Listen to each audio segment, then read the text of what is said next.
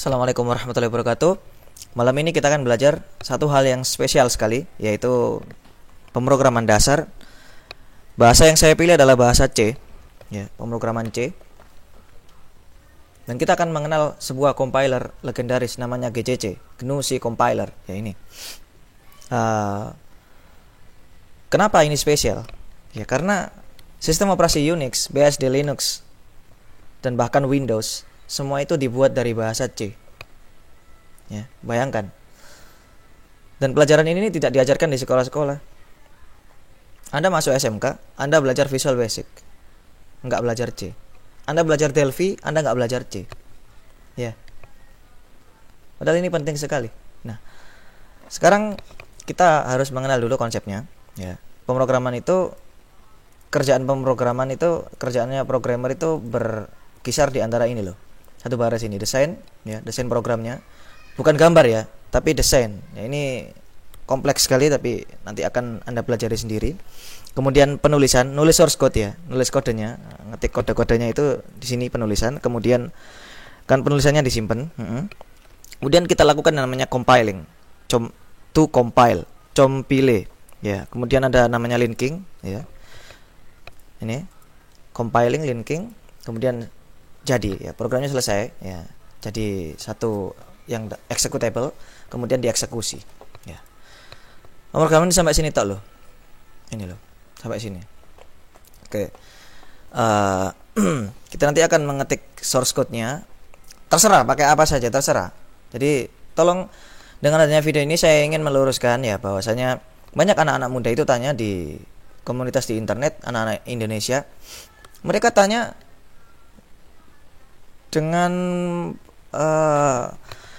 nada pertanyaan yang seakan-akan menganggap pemrograman itu seperti ngetik di Microsoft Word gitu loh. Mohon itu jangan dipakai ya, pemikiran seperti itu. Pemrograman nggak sesimpel itu. Pemrograman itu membutuhkan compiler ya ini, dan compiler yang terbaik di dunia adalah GNU C Compiler ini, salah satunya. Anda sekali menginstal Ubuntu, Anda otomatis dapat GCC. Sayang kita nggak sadar ya. Ya, kita menginstal distro Linux apa aja, kita mendapatkan otomatis GCC, GNU C Compiler ini. Sebuah compiler yang luar biasa. Dan keseluruhan kernel Linux itu dibuild pakai GCC. Luar biasa kan? Nah, kita akan mengenal itu dari awal. Semoga video ini akan bermanfaat ya bagi kita. Karena kita akan belajar tentang penggunaan GCC dasar, dan ini sederhana banget, sederhana. Dan video ini tidaklah sempurna, bukan yang terbaik, tapi semoga jadi pijakan awal bagi Anda yang sama sekali belum pernah kenal pemrograman. Ya, kita akan mulai ya. Langsung. Selain pandang udah tadi kita perkenalkan Unix, BSD, Linux, Windows, ya sudah. Desain, penulisan, compiling, linking selesai. Oke. Kita akan mencoba masuk ke sini, bagian ini, mengetik source code. Oke. Saya sarankan Anda membuat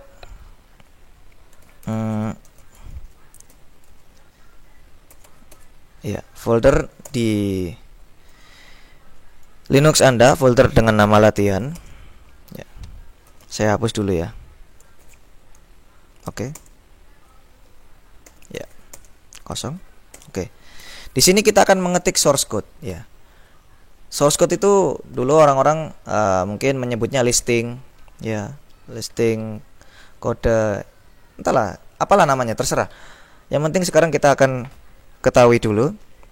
Saya asumsikan Anda belum pernah mengenal pemrograman. Anda boleh mengetik pakai program apapun, Notepad, WordPad. Kalau di Linux Anda pakai Gedit atau mungkin Kate seperti saya biasanya, atau di sini saya pakai terminal ya. Anda boleh pakai Nano kan gampang pakainya ya. Saya lebih suka pakai V. Oke, terserah kan, terserah saya juga. Oke, sekarang saya bikin file ya, berkas, namanya program ya .c. Oke, .c. Kenapa? Karena ini bahasa C ya. Gitu, sederhana aja. Kita nggak akan belajar tentang aturan-aturan penulisan kodenya. kita akan belajar tentang GCC, GNU C compiler ini. Oke. Jadi saya akan ketikkan kode balik sederhana. Anda boleh mengikuti saya. Ya. Include std standard input output .h. Ya, enter. Ya, kita pakai int ya, nggak void. Ya. Tolong Anda yang menggunakan Windows jangan menggunakan kebiasaan void ya. Kalau untuk main, int main. Ya. Buka kurung. Printf. Nah. Ya. Ya, maksud kode program saya hanyalah mencetak tulisan hello world gitu aja. Ke layar. Oh, maaf, ada yang saya lupakan. Nah, cuma 2 baris tok kodenya. Oke. Kode utamanya ini. Nah, ini cuma 6 baris ya. Ini sudah mencakup dasar-dasar C juga sederhananya. Ya. Sekarang saya simpen ya. Kalau di V ini saya pakai W key ya untuk nyimpen dan quit. W write, key quit. Oke. Oke, kita lihat ls. Ya, ini programnya. Program.c. Berapa ukurannya? ls main l. Ukurannya 71 byte. Oke, kecil ya. Memang kecil, isinya sedikit. Sekarang kita coba ya. Masuk ke sini sekarang. Masuk ke bagian ini sekarang. Sebentar. Masuk sini berarti bold. Oke. Sekarang kita coba. Kita nggak perlu baca man-nya dulu. Kita langsung aja gcc program.c. Apa yang terjadi? Ya. Lihat. Posisi saya ada di sini. TMP ya, folder saya TMP latihan. Anda terserah mau ngikutin saya atau enggak. Yang penting Anda tahu posisi Anda di mana. TMP latihan ya. Foldernya di sini. Di sini ada namanya program.c filenya, berkasnya. Oke, sekarang kita ls. Isinya apa aja sekarang? Nah, gara-gara kita menjalankan perintah gcc program.c, ada sebuah berkas baru diciptakan namanya a.out.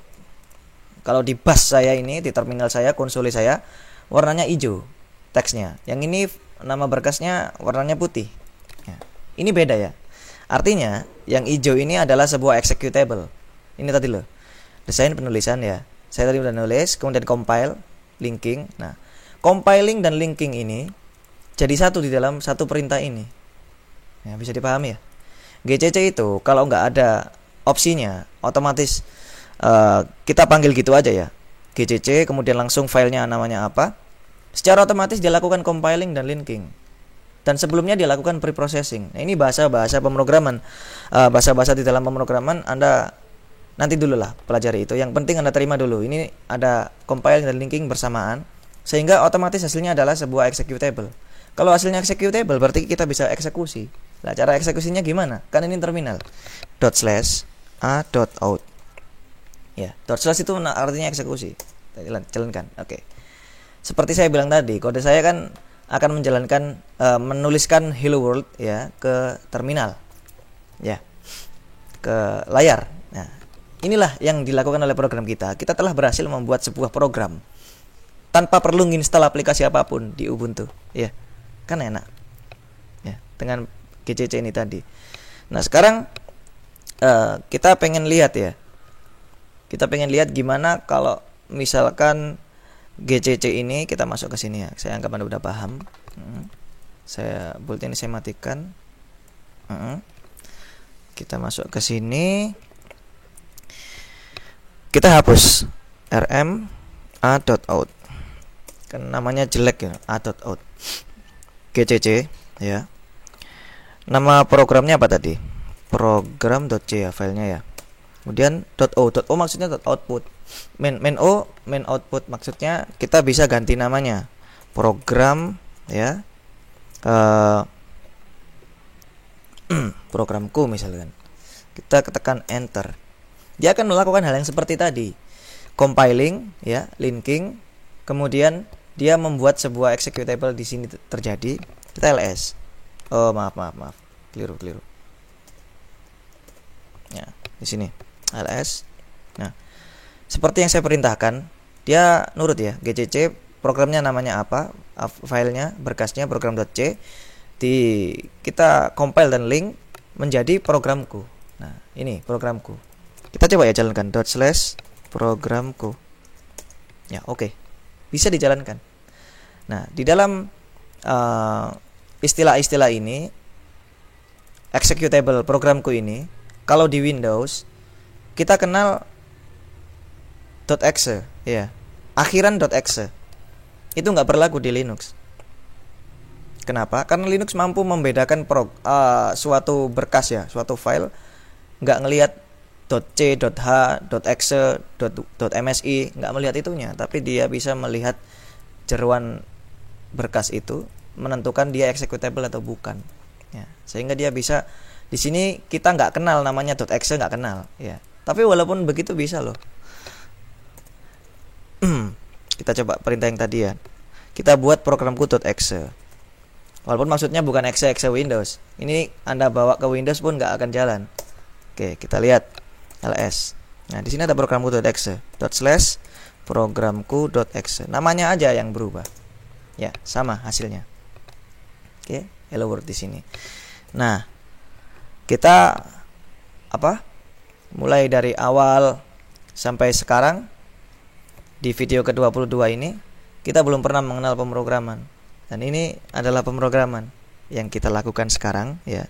Kita buka ya program.c tadi. Ini adalah langkah awal Anda mengenal pemrograman di Linux ya. Semoga apa yang saya bawakan ini bermanfaat bagi start Anda. Ini jelas-jelas tidak sempurna ya. Saya harus mengatakannya karena hanya sekian, tapi semoga dengan ini Anda tertarik untuk mempelajarinya lebih jauh ya. Semoga ini bermanfaat ya. Wassalamualaikum warahmatullahi wabarakatuh.